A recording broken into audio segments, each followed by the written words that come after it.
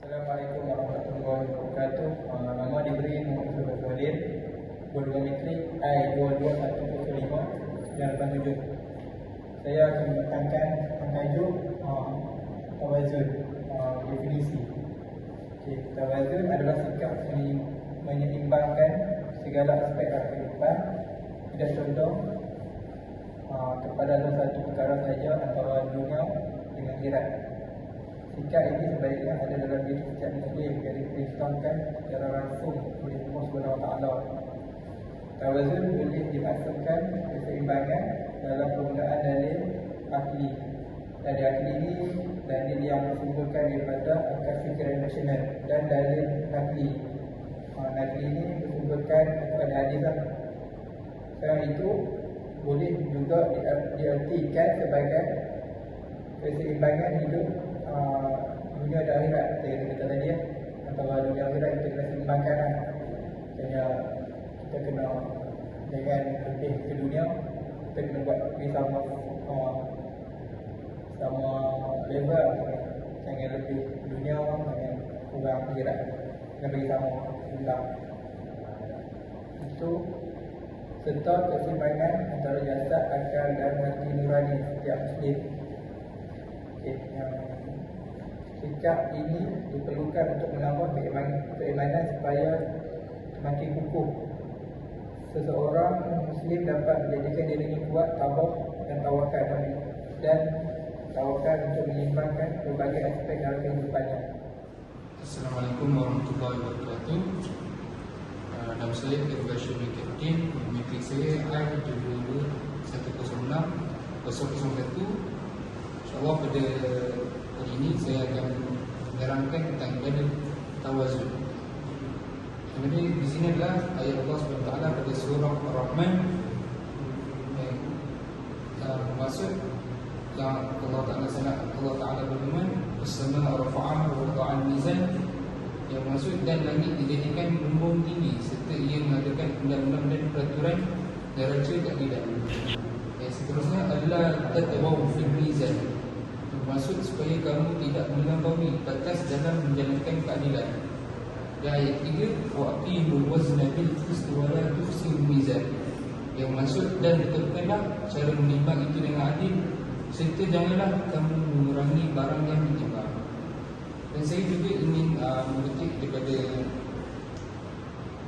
kalam Imam Al-Qushairi, yang mana dia menafsirkan bahawasanya ayat ini Allah Subhanahu Wa Taala memberitakan kepada manusia untuk menjaga dan merawat keadilan di segala sesuatu. Manusia diperintahkan untuk menjamin hak sesama manusia dan menjaga hak Allah Subhanahu Wa Taala. Bagi Imam Al-Qushairi, manusia dituntut untuk beramal dengan ikhlas, jujur di setiap aktiviti dan mementingkan hak peribadi dan orang lain dari segi lahir, zahir dan batin. Yang kedua, saya ingin memetik kalam daripada Buya Hamkah yang menerangkan ayat ini bahawasanya seluruh benda langit iaitu jutaan bintang-bintang semua diletakkan dalam perimbangan dan pertimbangan. Manusia dituntut untuk berusaha meneladani penciptaan alam oleh Tuhan. Dengan adanya perimbangan dan pertimbangan, bahawa kita manusia mesti menjalankan keteraturan dan meletakkan sesuatu pada tempat. Assalamualaikum warahmatullahi wabarakatuh. Nama saya Ahmad Syakir bin Muhammad Nasir, biometrik I22106060. Saya akan membentangkan 3 perkara yang dikehendaki dalam keadaan tawazun, iaitu jasmani, akal dan jiwa. Sikap tawazun sangat diperlukan oleh kita sebagai orang Islam untuk kita tidak melakukan sesuatu hal yang berlebihan dalam hal-hal yang lain atau malah melupakannya. Allah Subhanahu Wa Taala menciptakan alam ini dengan keseimbangan dan memerintahkan kita untuk menjaga keseimbangan itu seperti yang termaktub dalam surah Ar-Rahman ayat 7 yang bermaksud Dan Allah telah meninggikan langit dan Dia meletakkan neraca, iaitu keadilan, supaya kamu jangan melampaui batas tentang neraca itu. Dan betulkanlah cara menimbang dengan adil, dan janganlah kamu mengurangi neraca itu. Dalam menjalankan fitrah tersebut, manusia diberikan oleh Allah Subhanahu wa taala 3 keupayaan kepada manusia, iaitu 1, jasmani. Setiap manusia menyedari akan hal ini dan mengetahui cara-cara memenuhi keperluan jasmani, di antaranya seperti makan, minum, tidur, tempat tinggal dan sebagainya. Dalam hal ini Rasulullah SAW memberikan garis panduan dan arahan yang berkaitan dengan cara-cara memenuhi keperluan tersebut, seperti dalam hal makan dan minum. Rasulullah SAW mengatakan sebagaimana berikut: makanlah sebelum lapar dan berhentilah sebelum kenyang. Secara logik hadis ini boleh diterima, dan secara logik hadis ini boleh diterima bahawa jika diibaratkan suatu sistem, bila sesuatu melampaui batasnya, pasti penggera akan berbunyi. Tentu saja tidak, malah dapat memberikan kesan yang tidak baik kepada jasmani kita. Yang kedua adalah akal. Akal adalah perkara yang membezakan antara manusia dengan makhluk-makhluk ciptaan Allah Subhanahu wa taala yang lain dengan dianugerahkan akal. Dengan akal ini manusia seharusnya mampu menilai semua benda sama ada baik dan buruk, dan mampu menggunakan akalnya dengan sebaik-baik dan terus-menerus mencari kebenaran.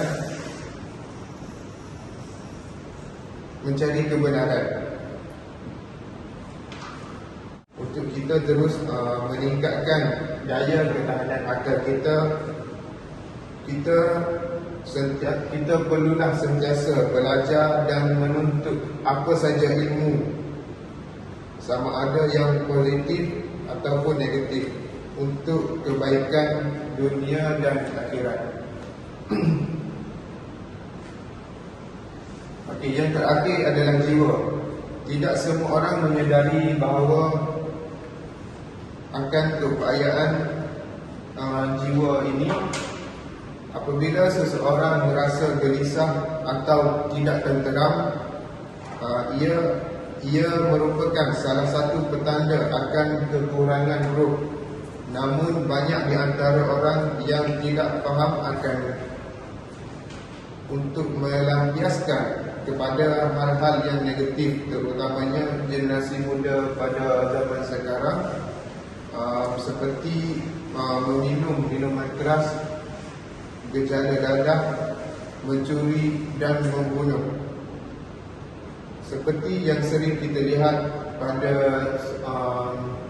sosial media pada sekarang ini, banyak perkara yang tidak bermoral berlaku di antara remaja pada zaman ini. Agama Islam sangat memperhatikan dalam hal ini, yakni bagaimana cara untuk memenuhi keperluan rohani, iaitu dengan rajin dalam beribadah, terutamanya yang wajib. Lalu dilanjutkan dengan sunnah, seperti memperbanyakkan membaca Al-Quran, berzikir, bermuhasabah dan sebagainya. Assalamualaikum warahmatullahi wabarakatuh. Nama saya Muhammad Alif Aiman bin Syafi'i, Mendometrik I2210594. Okey, seperti yang terdapat di slide, ini adalah beberapa kepentingan tawazun. Di dalam Islam juga ia menggalakkan agar sifat tawazun ini tersemat di dalam diri. Yang pertama, sifat tawazun ini penting agar kita dapat melakukan sesuatu perkara yang seimbang di dalam kehidupan. Sebagai contoh, aktiviti harian kita. Pada waktu pagi, masa untuk kita bersenam, tengah hari belajar ataupun bekerja, dan malam waktu kita berehat. Ini juga merupakan antara ciri-ciri tawazun dalam kehidupan kita. Yang kedua adalah untuk mengelakkan segala masalah apabila tidak ada sikap tawazun di dalam diri. Sebagai contoh, di dalam situasi seorang pengurus dan dua orang pekerja. Pengurus memberi bayaran gaji tidak seimbang antara kedua-dua pekerjanya. Akan tetapi kedua-dua pekerjanya ini melakukan kerja yang sama, pangkat yang sama, tetapi gaji berlainan. Ini adalah tidak adil dan akan menimbulkan sifat dengki dan sebagainya. Dan dengan ini, jika tak mau berlaku seperti keadaan itu, haruslah ada sikap tawazun di dalam diri. Yang ketiga, tawazun ini kita dapat mengimbangi dunia dan akhirat. Sebagai contoh, kita mengejar kekayaan dunia ataupun bekerja keras untuk dunia sahaja. Lain pula apabila kita seimbangkan dunia dan akhirat, iaitu kita mencari rezeki yang sebanyaknya di dunia dan kita bahagikan separuh rezeki itu untuk mencari saham akhirat. Sebagai contoh, sedekah dan lain-lain. Dalam masa yang sama, dia tidak lupa akan agamanya. Seperti dalam Islam, kita perlu solat dan mencari pahala, dan kita perlulah mengimbangi antara dunia dan akhirat. Itu saja kepentingan tawazun. Assalamualaikum warahmatullahi wabarakatuh. Sebelum saya membentangkan part saya sebagai kesimpulan, saya akan berikan nama saya. Nama Amir Daniel bin Saidi, nombor metrik I22105989. Okey. Kesimpulan daripada kesemua kawan-kawan saya yang telah berbincang, dan saya akan simpulkan pada kesimpulan tawazun adalah fungsi utama manusia ni dalam muka bumi ni dia adalah untuk bagi untuk fungsi manusia ni dia adalah tujuannya untuk beribadah kepada Allah sebagai tanda kita bersyukur terhadap kurniaan Allah yang tidak terhingga dan ternilai. Sebagai tanda kita bersyukur kepada Allah, kita haruslah beribadah kepadanya dengan cara kita solat dan menuntut membuat segala keseluruhannya. Okey. Begitulah keseimbangan, iaitu tawazun antara hak-hak Allah seperti solat dan puasa. Kita perlu seimbang antara hak Allah dan manusia. Hak Allah seperti kita melakukan perkara-perkara yang disuruhnya seperti berpuasa, solat 5 waktu, bersedekah, bersalawat, berzikir dan sebagainya. Rukun Islam, rukun iman dan sebagainya, hak-hak Allah. Okey.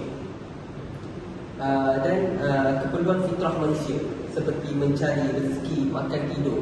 Maksudnya kita perlu secara yang perlu saya simpulkan tawazun ini, kita perlu seimbangkan antara hak Allah dengan hak manusia. Dan hak manusia seperti kita mencari rezeki, makan, tidur, bersukan dan lain-lain. Itu adalah hak asasi manusia. Okey, ayat Al-Quran dan hadis tersebut juga memberikan pemahaman kepada kita bahawa kesempurnaan ibadah seseorang tergantung kepada sejauh mana ibadahnya dapat menimbulkan impak sosial bagi kehidupan seseorang tersebut, kehidupannya lah. Sejauh mana ibadahnya mampu melahirkan kebaikan demi kebaikan yang dapat dirasai orang sekelilingnya. Okey, sekian dari saya. Assalamualaikum warahmatullahi wabarakatuh. Dari kami yang membentangkan tentang tajuk tawazun. Kami sudahi perizan kami dengan wabillahi taufiq wal hidayah. Wassalamualaikum warahmatullahi wabarakatuh.